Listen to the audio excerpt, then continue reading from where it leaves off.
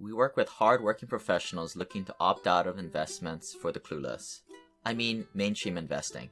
We work with people we have a direct relationship while enjoying higher returns and a quicker path to financial freedom. I personally moved my endorsement from turnkey rentals to syndications as my net worth has grown. However, the downside of many of these deals is that you need at least $50,000 to invest, and the frequency of deals that meet my criteria is sporadic. Check out my article at simplepassivecashflow.com/ofund and learn how I always have cash on hand by using the American Home Preservation Fund as part of this 1-2 punch to be ready for a great deal while still making a double-digit return. I have been investing in AHP since 2016. AHP is a crowdfunding solution to the mortgage crisis in America, where collectively the fund and investors like you pull their money together and get great bulk discounts on distressed mortgages. It's a business model that I think gets stronger should a bump in the economy come, because this is where there will be even more distressed inventory for AHP to purchase. The American Home Preservation Fund aims to keep people in their homes so you can make a 10% return while making a positive social impact. Invest in as little as $100 by going to ahpservicing.com/investors. And if you want the free Burn Zone book and learn about George Newberry's story, please send me an email at lane@simplepassivecashflow.com. I like to buy stuff. Well, that's a liability. This is a story about a dude named Lane. He moved to the mainland and bought one place to stay. And then one day he went, tried to rent them out. And then he became one real investor man. Hello, Simple Passive Cashflow listeners. This is episode 200. Now, we're not going to have another drunken episode like episode 100, but I still wanted to get to you guys to know me a little bit better if you've been new to the podcast or listening from the start since I started this podcast in 2016. In the last a year and a half or so, our Hui Deal Pipeline Club, which if you want to join us, go to simplepassivecashflow.com/club, has raised over $30 million to go and acquire over $250 million of real estate. We are currently in way over 3,500 units, and we'll see what we keep doing in the future. I think we'll still pick up deals at Cashflow, and I think we're pretty good in the face of a recession. To join us and join also our networking to go to simplepassivecashflow.com/club. And something I'm even more proud of is creating our community. A lot of us got together back in February, what I call the Hui 3 multi-day, I think it was 3 or 4 days of masterminding in Hawaii, and we'll probably do the same thing in 2021, probably Martin Luther King weekend. If you guys want to check out the highlight video, go to simplepassivecashflow.com/Hui3 and check that out. And here I go reading my chapter. This is Audible. The Engineer Who Escaped the Rat Race and Achieved Escape Velocity by Lane Kawaoka. I walked a linear path for much of my life. Raised as part of disappearing middle class, programmed me to study hard in school, checking the boxes on extracurricular activities, cramming for the SATs, and getting a high GPA to get into college, all to live a practical life. Growing up, we were told to waste nothing and turn off the lights every time you leave a room. I still feel guilty to order a soft drink at a restaurant as opposed to tap water. In college, while all the cohorts were playing frisbee in the quad, I was stuck in the basement of the industrial engineering lab. Why was I not playing in the sun? Because Google told me what the highest paid undergraduate professions were. Driving on autopilot for much of my early 20s, I went for a higher level master's degree and tested to become professionally licensed as an engineer for the job security. Upon entering corporate America, I spent my first 5 years of my career working for a for-profit private company as a construction supervisor, managing a bunch of entitled journeymen who were older than my parents. Facing the rigors of junior-level employment, I played my role as a young guy traveling 100% of the time for my company, sacrificing quality of life as I navigated the operational clusters, toxic management, and other backstabbing pawns in the company. I have a lot of scar tissue from the decade of working for the man, not to mention building someone else's dream. You tell me how engaged you would be if meeting protocol was to sit next to your supervisor and not speak unless directly instructed to, or if you were asked to address a director 2 levels up by Mr. or Mrs. title. One day, an internal company email went out notifying of a friend/ex direct report who had died in a work accident. My boss was uncompassionate about the situation, looking out for the big bad machine first, mostly his annual bonus and agenda. This really put things into perspective for me. As a corporate road warrior, it was novel being on company expenses all the time and maxing out on airline and hotel points. But you could only have steak and lobster so many times. The only people who cared about my platinum status were the other suckers in first class who were working for the paycheck or an acceptable quarterly review. Although I am grateful that I had a well-paying job post-2008 recession, I traded the most important resource, time, for money. The linear path instilled delayed gratification, living below my means, and an overall scarcity mentality of saving money instead of earning more, being more. I was entranced by the pervasive Wall Street marketing to blindly put money into a company-sponsored 401k plan only to hope and pray that compound interest would carry me to a secure retirement. Let's not even talk about the student loans I had. I knew where this path was going. I mean, I did the math and it told me so. This is my story of how I freed myself financially, how I took ownership of my life's direction, and the series of events that allowed me to find my calling. Seeing the economic matrix, a steady diet of ramen noodles and a free birthday latte per year made it possible in 2009 to purchase my own home to live in. Being a bachelor who was only home on the weekends, I realized that having this large home was a waste of money. I made a decision to rent it out and become a real estate investor. You might be thinking that this was the big change, but at the time, it was simply a lot of beer money after collecting the rents and paying the mortgage. I don't know if it was the beer or being love drunk with cash flow, but I opted out of the linear path in my early 20s.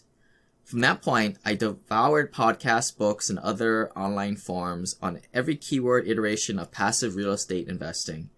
At a few $100 of passive cash flow per home, the process was simple.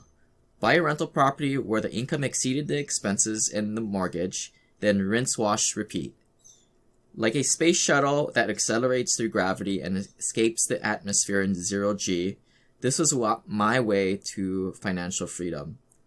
Up to that point, the biggest breakthrough in my life was discovering the MP3 format that compressed and played music digitally in my teens.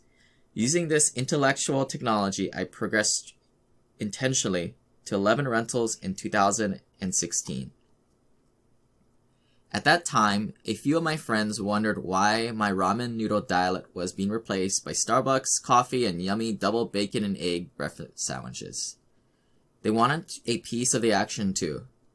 Duh, it was about 7 years later since the little red hen who did all the work by herself. As much as I liked helping people, I got tired of answering the same questions. So what does any other late Gen X millennial do but start a blog? Unfortunately, the words I write, even if spelled correctly, do not usually make proper statements in English. So I uploaded my simple passive casual podcast to iTunes where I could ramble and honestly talk about what I was going through as an investor. I began living more consciously, opting into more meaningful engagements with people and projects, and searching for meaning and purpose. I was beginning to ask myself, after sitting on the beach with my unlimited supply of pina coladas and time, then what? Needless to say, my motivation for working in a hostile work environment that I once tolerated dwindled. So I switched to work in the nonprofit public sector. I started to see the economic matrix where people essentially traded time for money and the rich let others build their dreams. Being an introvert, I was paradoxically energized to see my audience grow as I began in-person meetings and online groups I sponsored. I provided hundreds of free coaching sessions to guide newbie investors. With my engineering background and a little bro science, I saw patterns arise in the stories from well-paid professionals who were led into an unfulfilling life unaligned with their passions. Abolitionist Henry David Thoreau said, "The mass of men lead lives of quiet desperation and go to the grave with the song still in them. People do not have any time to look inwards and are consistently living with anxiety and self-doubts because they are working like machines in order to meet their basic needs without the financial freedom to find their true passion." Why did so much hard work lead to financial scarcity and lack of fulfillment? This self-searching group of hardworking professionals searching for more all had a common thread, a moment that pushed them over the edge and made them realize that the path they were on was unacceptable. These are some of the tipping points that I've gained from my many chats with investors. Seeing younger, less experienced workers get red circled as future management and advancement through the company fast track. Being fired to cover up shortcomings in a budget. Internal theft by upper management.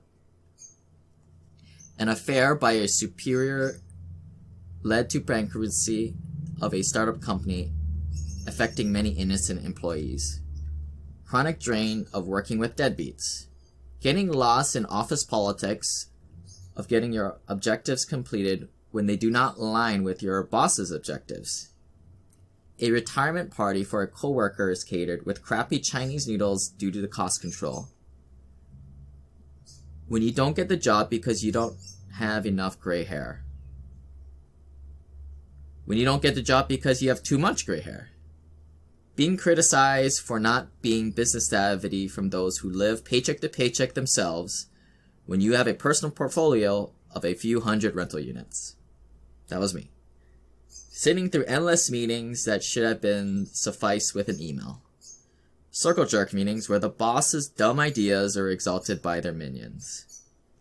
When your boss with no technical experience misuses terms like artificial intelligence, big data, machine learning, and deep learning. Being enslaved with the golden handcuffs. Seeing an ambulance come to the office routinely during the layoff season. Being around the negative W-2 worker speak and adopting the prevailing victim mentality. The road warrior gets an early quit on Friday, only to see the spouse at home with the pool boy. Watching your friends receive the Seiko stainless steel watch retirement gift. If you found a calling in something you are good at and truly love doing, good for you. Keep doing what you are doing and consider yourself lucky. If you relate to any of the moments above, read on. The one idea. My online journal, my podcast, resulted in many emails of gratitude and acknowledgement because I was empowering people with the how-to and inspiring them to take the leap of faith to change their financial life forever. I suspect that most effective part of my message was showing people that if me, a little awkward engineer, could do it, how bad could it be?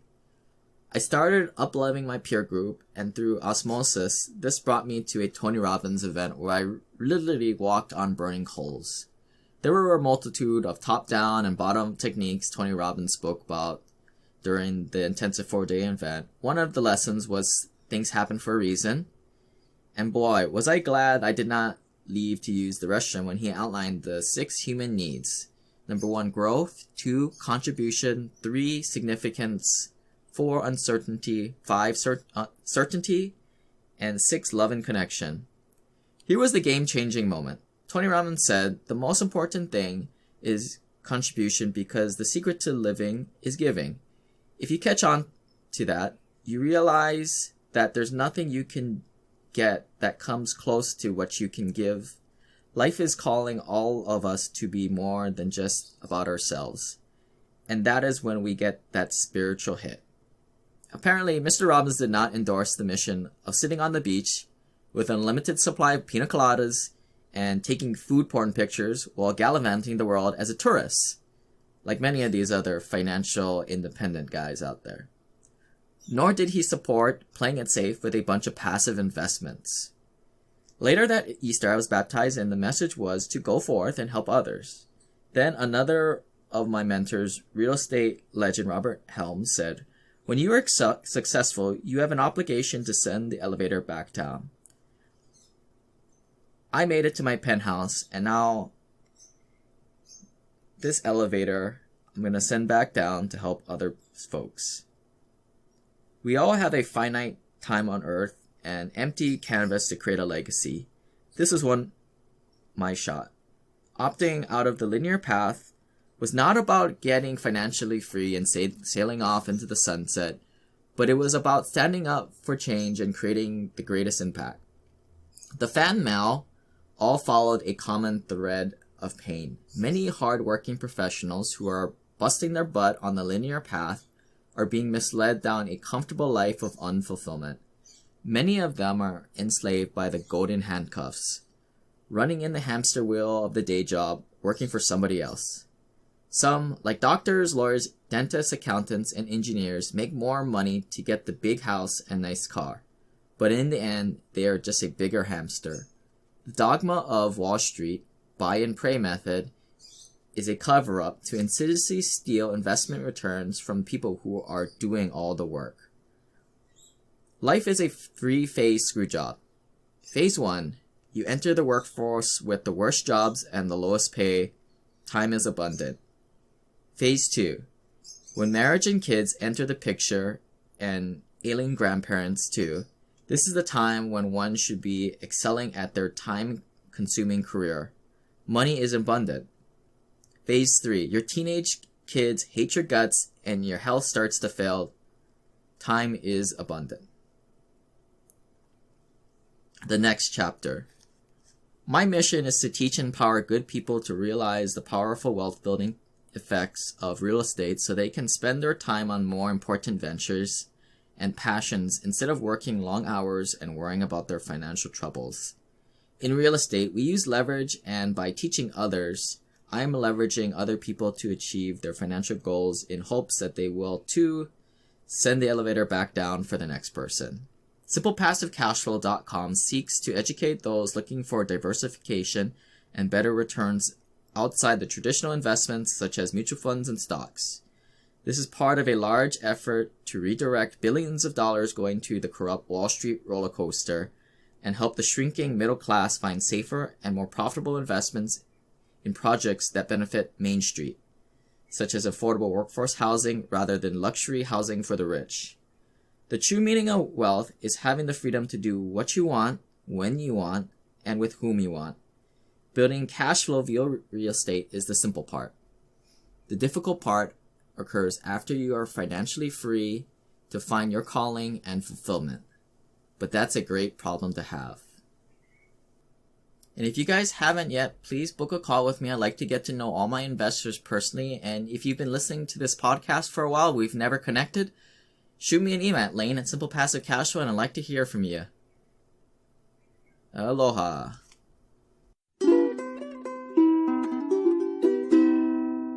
This website offers very general information concerning real estate for investment purposes. Every investor situation is unique. Always seek the services of licensed third-party appraisers and inspectors to verify the value and condition of any property you intend to purchase. Use the services of professional title and escrow companies and licensed tax, investment, and or legal advisor before relying on any information contained herein. Information is not guaranteed, as in every investment there is risk. The content found here is just my opinion, and things change, and I reserve the right to change my mind. Above all else, do your own analysis and think for yourself, because in the end, you are the only person who is going to look out for your best interests.